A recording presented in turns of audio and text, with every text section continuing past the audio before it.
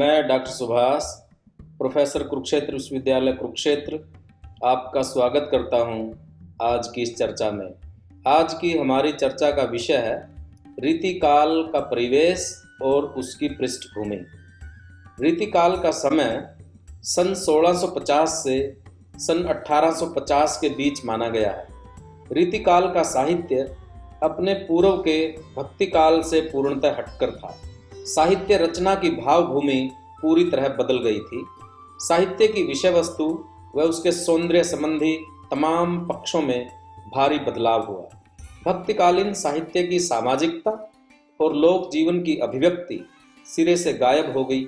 साहित्य पटल पर स्थापित हुई आश्रयदाताओं की प्रशस्तियां, विलासिता वैभव, युद्धों और नायिका भेद के चमत्कारिक वर्णन और काव्यांगों पर काव्य रचना की रीति का निर्वाह। साहित्य में आए इस बदलाव के आधार तत्कालीन परिवेश में थे। ऐतिहासिक दृष्टि से शाहजहां के शासन के समाप्त होने से लेकर अंतिम मुगल बादशाह बहादुर शाह जफर के शासन काल के बीच का समय है। यह वह समय है जब मुगल राज्य विस्तार की दृष्टि से सबसे बड़ा था, अपने आकार की दृष्टि से सबसे छोटा। औरंगजेब के शासन की सीमाएं सबसे विस्तृत थी। मोहम्मद शाह रंगीला दिल्ली तक रह गए थे और बहादुर शाह जफर तो अपने किले के ही बादशाह थे।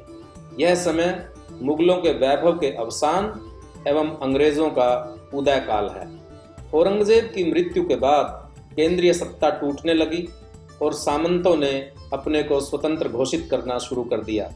सामंत बादशाहों की तरह दिखने के लिए उनकी जीवन पद्धति का अनुकरण करने लगे, अपनी हैसियत से अधिक वैभव और ऐश्वर्य का प्रदर्शन करने लगे। उनकी दमित काम वासना का जैसे विस्फोट हो गया।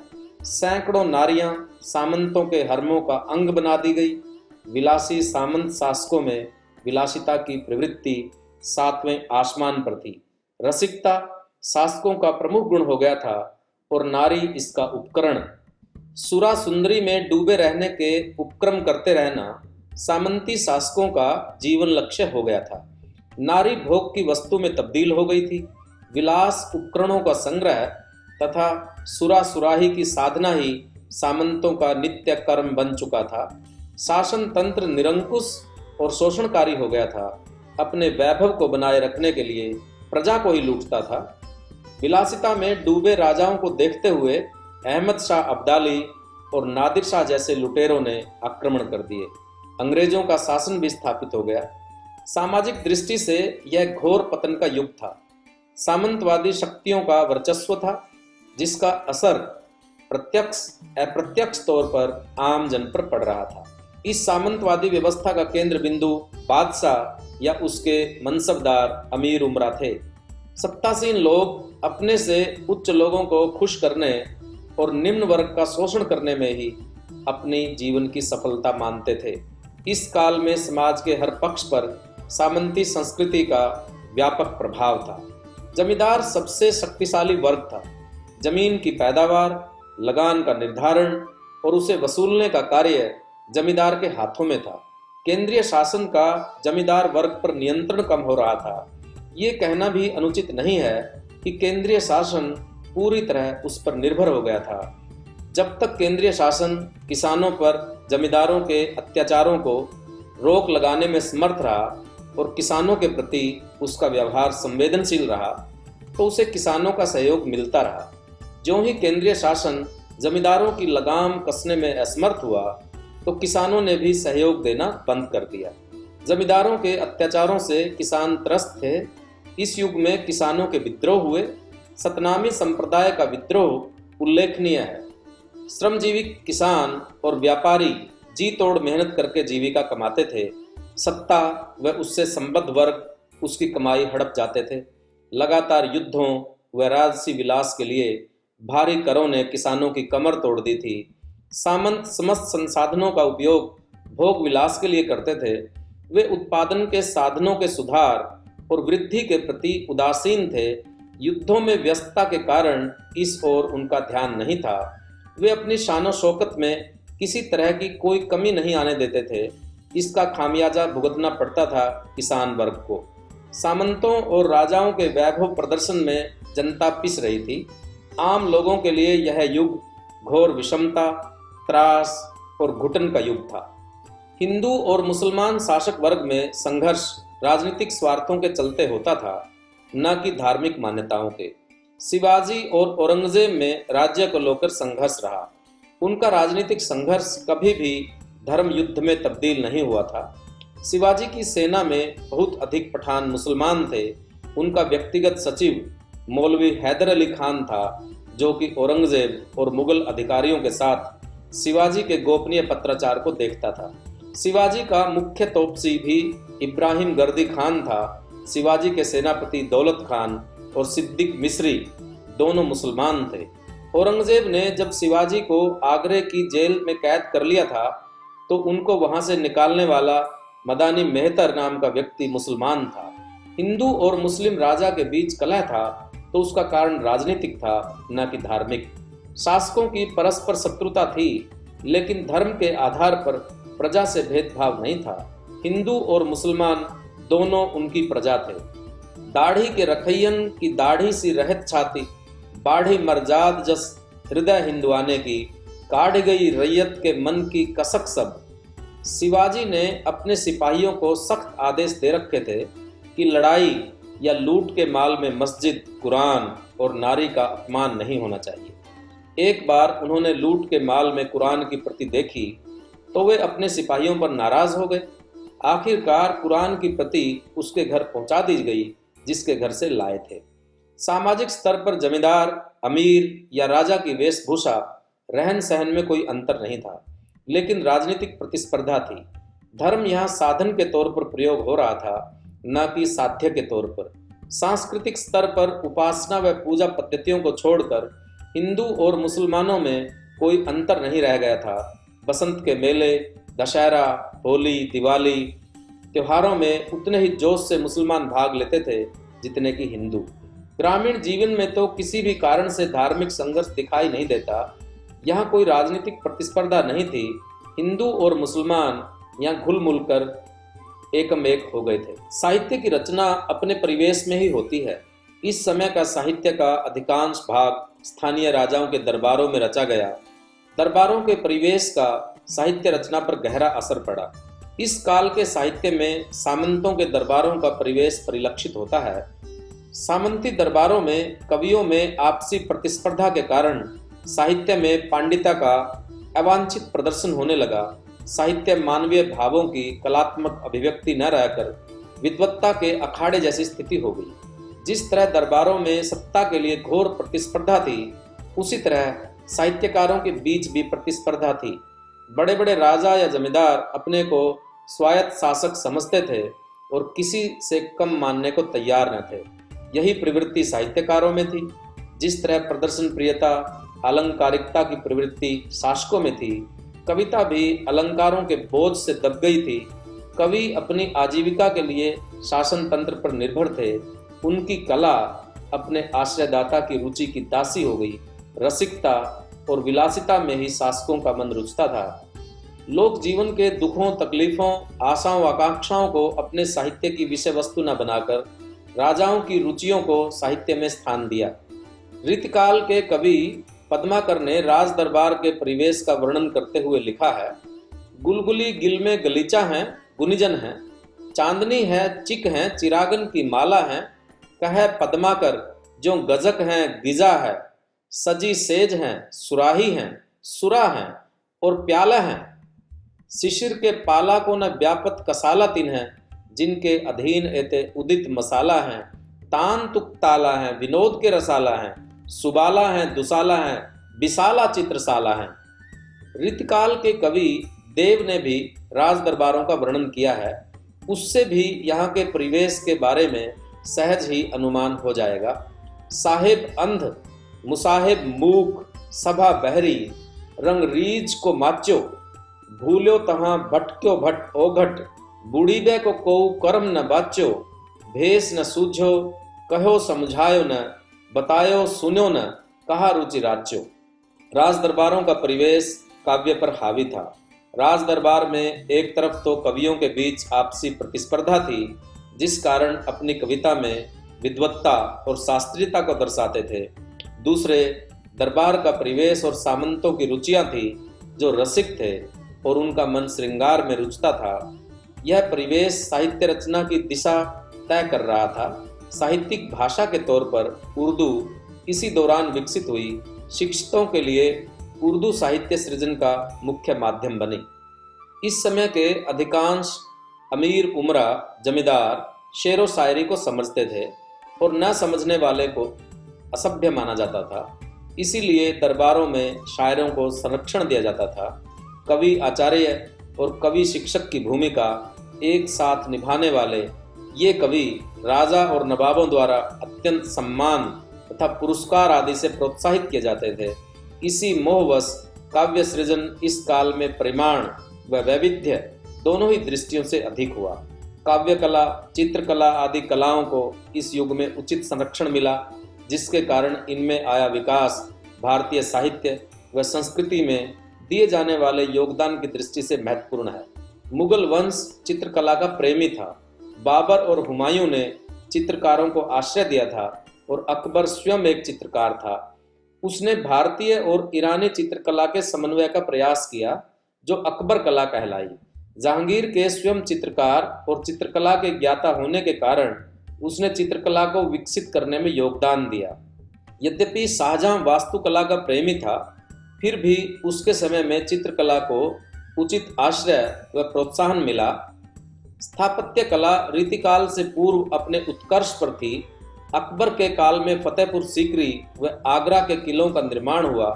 शाहजहां ने स्थापत्य कला को प्रतिष्ठित करने में विशेष रुचि ली थी और दीवाने आम, दीवाने खास, जामा मस्जिद, मोती मस्जिद व ताजमहल का निर्माण करवाया था। शाहजहां के पश्चात कला पतनोन्मुख होने लगी, क्योंकि औरंगजेब ने कला प्रेमी न होने के कारण इस कला को कोई प्रोत्साहन नहीं दिया। इसका प्रभाव यह पड़ा कि चित्रकार भिन्न भिन्न राज्यों में गए और स्थानीय जीवन से चित्रकला के जुड़ने से उसमें नई नई विषय वस्तु और शैलियां विकसित हुई। चंबा, भंसौली व अन्य पहाड़ी राज्यों में अनुपम चित्र मिले। रामधारी सिंह दिनकर ने रीतिकाल के परिवेश और उससे उपजी कविता के बारे में लिखा है। रीतिकाल के कवियों की निंदा उस समाज की निंदा है जिसने उन्हें उत्पन्न किया था। कविता आकाश से नहीं टपकती, वह समकालीन समाज के भीतर से उत्पन्न होती है और उस पर समाज के रसिकों की रुचि की पूरी छाप होती है। कविता लिखने वालों की भाव दशा और प्रवृत्ति बहुत कुछ वैसी ही होती है जैसी उन लोगों की जो प्रत्येक युग में कविताएं सुना करते हैं। रीतिकाल के कवियों ने कविता के जिन गुणों पर जोर दिया है, उस काल के पाठकों की दृष्टि में वे ही गुण कविता के सबसे बड़े मूल्य रहे होंगे। शब्दों की सजावट, यमक और श्लेष का चमत्कार, दूर की कौड़ी लाने वाली निगूढ़ कल्पनाएं, अतिशयोक्ति और हास्यवाद प्रशस्तियां, नारी के एक एक अंग को अनेक उपमाओं के दर्पण में अलग अलग दिखाने का आग्रह, प्रत्येक कवित्व एवं सवैये में पहली 3 पंक्तियों में जैसी तैसी तैयारी और उक्ति की सारी वेधकता को समेटकर चौथी पंक्ति में केंद्रित कर देने का प्रयत्न, ये सब बातें रीतिकाल के पाठकों को बहुत पसंद रही होंगी। अन्यथा हम उस काल के कवियों में कविता को इन गुणों से सजाने का इतना सचेष्ट प्रयास नहीं देखते। रीतिकाल के साहित्य की श्रृंगार प्रधानता व स्त्री के मांसल चित्रों के कारण खूब आलोचना हुई। रीतिकाल के कवि ठाकुर ने ही इस साहित्य के मूल चरित्र की तीखी आलोचना करते हुए एक पद लिखा। सीख लीनो मीन मृग खंजन कमल नैन, सीख लीनो जस और प्रताप को कहानो है, सीख लीनो कल्प वृक्ष कामधेनु चिंतामणि, सीख लीनो मेरु और कुबेर गिरु आनो है। ठाकुर कहत या की बड़ी है कठिन बात, या को नहीं भूल कहूँ बांधियत बानो है। ढेल सो बनाए आए मेलत सभा के बीच, कबित कीनो खेल करी जाने है। उनका कहना था कि कवियों ने लक्षण ग्रंथों से नेत्रों के लिए मीन, मृग, खंजन, कमल आदि उपमानों का प्रयोग सीख लिए। काव्य रचना करना कठिन कार्य है। इन कवियों में इसकी योग्यता नहीं है। इन्होंने काव्य रचना को आसान और साधारण खेल समझ लिया है। रीतिकाल पर अश्लीलता का आरोप लगाया गया है। आचार्य महावीर प्रसाद द्विवेदी और आचार्य रामचंद्र शुक्ल ने तो इसे नालियों में बहा देने योग्य कहा है। यह आरोप सही नहीं जचता। क्योंकि रीतिकाल के कवियों ने श्रृंगार रस के संयोग पक्ष का चित्रण किया है। श्रृंगार रस पर कविता लिखना किसी भी तरह से अश्लीलता की श्रेणी में नहीं आता। भारतीय साहित्य में नखशिख वर्णन, संयोग श्रृंगार के, स्त्री पुरुष के काम क्रीड़ा के चित्रों की परंपरा संस्कृत में रही है। ब्रह्मांड में सबसे सुंदर कृति मानव शरीर है, उसका वर्णन करना अश्लीलता की श्रेणी में रखना उचित नहीं है। यह नैतिक आग्रह है और स्थूल दृष्टि का प्रभाव था कि इस साहित्य को इस तरह पढ़ा गया। रीतिकाल के साहित्य पर जिस प्रश्न पर सबसे खूब विचार हुआ वह है कवियों का आचार्यत्व। रीतिकाल के साहित्य में रीति केंद्र में है। रीति से अभिप्राय है रस, अलंकार आदि काव्य के अंगों को काव्य रचना का विषय बनाकर काव्य में उसके लक्षण अथवा गुणों को स्पष्ट करना और उन लक्षणों अथवा गुणों की काव्य में सिद्धि करना। चूंकि ये कवि काव्य के सिद्धांतों पर कविता रचना करते थे, इसलिए इन्हें आचार्य कवि भी कहा गया है। कवि कर्म का क्षेत्र काव्य सृजन है, तो आचार्य का काम काव्य सिद्धांत निरूपण। संस्कृत में सिद्धांत निर्माण का कार्य आचार्य करते थे, लेकिन रीतिकालीन दरबारों के विशेषज्ञता, बहुज्ञता के पांडित्य प्रदर्शन के प्रतिस्पर्धात्मक परिवेश में आचार्य का कार्य भी कवि कर रहे थे। रीतिकाल का दरबारी परिवेश गंभीर मंथन के अनुकूल नहीं था, बल्कि वहां केवल पांडित्य प्रदर्शन का बोलबाला था। इसलिए रीतिकाल के आचार्य कवियों ने मौलिक काव्य सिद्धांतों की स्थापना नहीं कर पाए। संस्कृत काव्यशास्त्र के अनुसार काव्य के जो लक्षण बताए गए हैं और उन लक्षणों को अपनी भाषा में अनुवाद के रूप में कविता रचना कर दी। संस्कृत भाषा में काव्यशास्त्र और श्रृंगार साहित्य की समृद्ध परंपरा थी। दरबारी परिवेश में संस्कृत के विचारशील आचार्यों से प्रेरणा लेकर कुछ नया करने का अवसर न था, इसलिए कलाबाजी और चमत्कार प्रदर्शन की परंपरा से अपना नाता जोड़ा। संस्कृत काव्यशास्त्र में काव्य सिद्धांतों पर विचार करते हुए आचार्यों ने अलंकार, रस, रीति, ध्वनि तथा वक्रोक्ति पर विशेष चर्चा की, लेकिन हिंदी के कवियों ने अलंकार को ही मुख्य आधार बनाया। चूंकि इन कवियों को रसिक प्रवृत्ति के अपने आश्रयदाताओं को खुश करना था, इसलिए नायिका के भेदों उपभेदों तथा उनकी सूक्ष्म श्रृंगारिक मनस्थितियों के वर्णनों में ही अपनी प्रतिभा के जौहर दिखा पाए हैं। आचार्य रामचंद्र शुक्ल का कहना है कि इससे कविता को नुकसान हुआ है। इस संबंध में उन्होंने लिखा कि कवियों ने कविता लिखने की एक प्रणाली ही बना ली कि पहले दोहे में अलंकार या रस का लक्षण लिखना, फिर उसके उदाहरण के रूप में कवित्व या सवैया लिखना। हिंदी साहित्य में यह अनूठा दृश्य खड़ा हुआ। संस्कृत साहित्य में कवि और आचार्य दो भिन्न भिन्न श्रेणियों के व्यक्ति रहे। हिंदी काव्य क्षेत्र में यह भेद लुप्त सा हो गया। इस एकीकरण का प्रभाव अच्छा नहीं पड़ा। आचार्यत्व के लिए जिस सूक्ष्म विवेचन या पर्यालोचन शक्ति की अपेक्षा होती है, उसका विकास नहीं हुआ। कवि लोग एक दोहे में अपर्याप्त लक्षण देकर अपने कवि कर्म में प्रवृत्त हो जाते थे। काव्यांगों का विस्तृत विवेचन, तर्क द्वारा खंडन मंडन, नए नए सिद्धांतों का प्रतिपादन आदि कुछ भी न हुआ।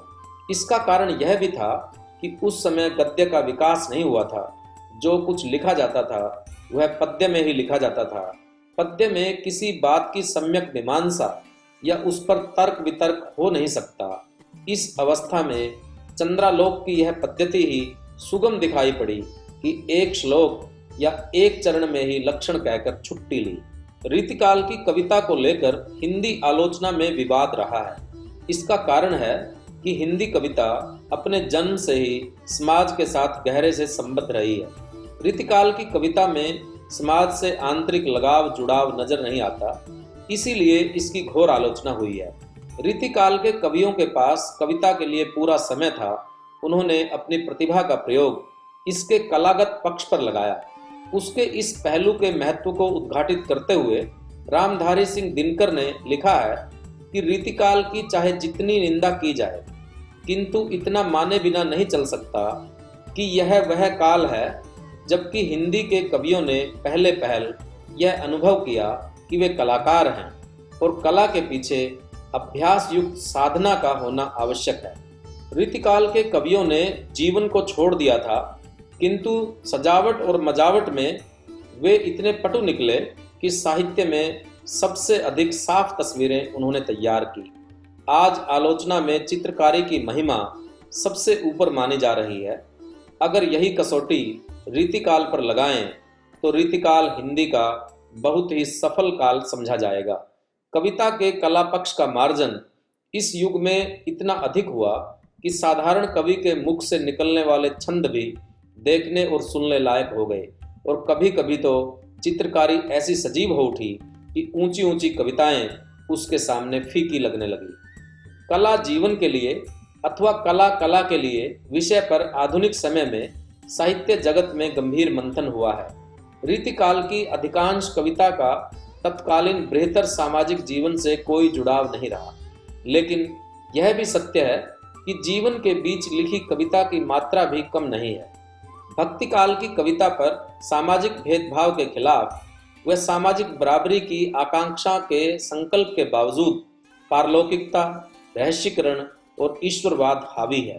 रीतिकाल की कविता में पारलौकिकता, रहस्यीकरण नहीं है, बल्कि सांसारिक जगत का यथार्थ है। जहाँ पारलौकिकता और भक्तिवाद का पुट है भी, तो वह जागतिक स्वार्थों को साधने के लिए है। हाँ, यथार्थ का फलक तथा उसके परिप्रेक्ष्य का संबंध सीमित वर्गों से है। भौतिक व लौकिक जगत के प्रश्नों को कविता में स्थापित करने को तो रीतिकाल की उपलब्धि माना जा सकता है। रीतिकाल के काव्य का रीति के आधार पर रीतिबद्ध काव्य, रीति सिद्ध काव्य और रीति मुक्त काव्य तीन वर्गों में विभाजित करके अध्ययन किया जाता है। रीतिबद्ध काव्य काव्य के लक्षणों अथवा गुणों को अपने काव्य द्वारा स्पष्ट करना और उनकी सिद्धि के प्रमाण स्वरूप रचा गया काव्य।